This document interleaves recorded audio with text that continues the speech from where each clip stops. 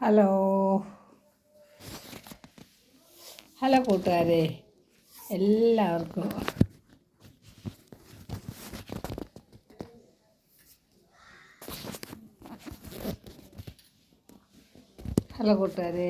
എൻ്റെ യൂട്യൂബ് ചാനലിലേക്ക് നല്ലൊരു നമസ്കാരം. പിന്നെ ഞാൻ നിങ്ങളോട് ഇന്നൊരു കാര്യം ഷെയർ ചെയ്യാൻ വരുന്നത് വേറൊന്നുമല്ല.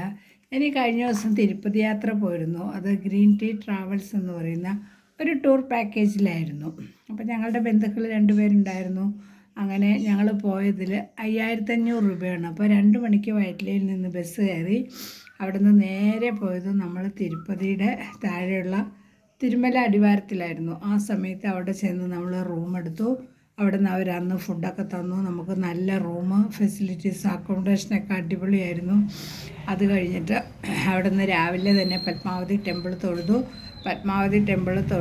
ഭഗവതിയെ തൊഴുതതിന് ശേഷം നമ്മൾ നേരെ ഭക്ഷണമൊക്കെ കഴിച്ച് ഒന്ന് കറങ്ങിയടിച്ച് റൂമിൽ വന്ന് കിടന്നുറങ്ങി. രാവിലെ തന്നെ കാളഹസ്തി പോയി അവിടെ ഭഗവാനെ തൊഴുതു. കാളഹസ്തിയിൽ അറിയാമല്ലോ, ശിവൻ തന്നെയാണ്. അതുപോലെ തന്നെ നിറച്ച് ഗണപതി കോവിലുകളുണ്ട്, അവിടെയെല്ലാം തൊഴുതു. അതിനുള്ള സൗകര്യങ്ങളെല്ലാം അവരാണ് ചെയ്തത്. അതിനുശേഷം ടോക്കൺ എടുത്തു. തിരുമല ദർശനത്തിന് തിരുപ്പതി ഭഗവാനെ തൊഴാനുള്ള ടോക്കൺ എടുത്തു. അങ്ങനെ ആ ടോക്കൺ എടുത്ത് നമ്മൾ റൂമിൽ വന്ന് ചായ കുടിച്ച് എല്ലാവരും കിടന്ന് സുഖമായിട്ട് ഉറങ്ങി. രാവിലെ 6:30-ക്ക് എണീറ്റ് നമ്മൾ തിരുപ്പതി ദർശനത്തിന് വേണ്ടിയിട്ട് തിരുമലയിലേക്ക് പോയി. അപ്പോൾ ആദ്യം നമ്മളൊരു സ്ഥലത്ത് ചെന്നു. അതിൻ്റെ എൻട്രൻസിൻ്റെ കവാട ഭാഗത്ത് ചെല്ലുമ്പോൾ തന്നെ മുടി അറക്കാനുള്ളവരെല്ലാവരും മുടി അറുത്തു.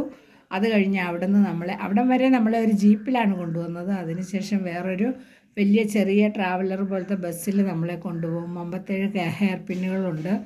ആ ഹെയർ പിന്നെല്ലാം കയറി ചുരങ്ങൾ കയറി താമരശ്ശേരി ചുരം പോലെ ചുരങ്ങൾ കയറി നമ്മൾ മുകളിൽ ചെല്ലുമ്പോഴാണ് തിരുപ്പതി ഭഗവാന്റെ എൻട്രൻസ്. അവിടെ ചെന്ന് നമ്മൾ ക്യൂവിൽ കയറി നിന്ന് ഏകദേശം ഒരു 4 മണിയായപ്പോഴത്തേക്കും ഭഗവാനെ കണ്ടു, തൊഴുതു, ഇറങ്ങിക്കഴിയുമ്പോൾ തന്നെ അവിടുന്ന് കുറച്ച് പുറത്തേക്ക് ഇറങ്ങിക്കഴിയുമ്പം നമ്മളെ അന്നദാനത്തിനായിട്ട് കൊണ്ടുപോയി. ആ അന്നദാന കൗണ്ടറിൽ പോയി നമ്മൾ അന്നദാനം കഴിച്ചു. അന്നദാനത്തിൻ്റെ കാര്യം പറയാതെ വയ്യ, വളരെ നല്ല വെള്ള ചോറ്, അതുപോലെ സാമ്പാർ, രസം, മോര്, പിന്നെ പായസം, പപ്പടം, വലിയ പപ്പടം, അതുപോലെ വട, അങ്ങനെ എല്ലാ സൗകര്യങ്ങളോടും കൂടി നമ്മൾ അന്നദാനം കഴിച്ചിട്ട് പുറത്തേക്ക് ഇറങ്ങിക്കഴിഞ്ഞപ്പോഴാണ് വാരണാസിയല്ല, ഒരു അമ്പലമുണ്ടല്ലോ കാളഹസ്തി, ആ ഭഗവാനെ തൊഴുതു. അവിടെ തൊഴുത് നമ്മൾ സുഖമായിട്ട് അന്ന് അപ്പോൾ തന്നെ വണ്ടിയിൽ കയറി അവിടെ നിന്ന് നേരെ നമ്മൾ 8-8:30-9 മണിയായപ്പോൾ ഭക്ഷണം കഴിച്ചു. അതിനുശേഷം നേരെ നമ്മൾ തിരിച്ച് ഒരു 12:30 ആയപ്പോഴത്തേക്കും നമ്മുടെ വയറ്റിൽ വന്നെത്തി.